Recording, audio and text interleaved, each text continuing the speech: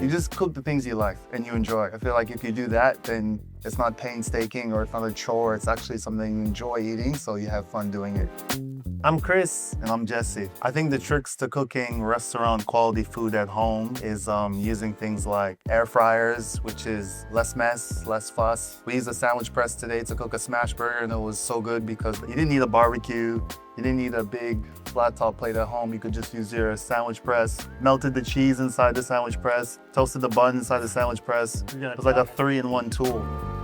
I would say the person that inspired me to cook would probably be my father. So my dad's West African, so we ate like a lot of fufu as a kid. He's very good at making pancakes. Every day my dad will be doing the majority of the cooking. So I guess naturally I just assumed that this was the man's job to do all the cooking, and so that's where it started.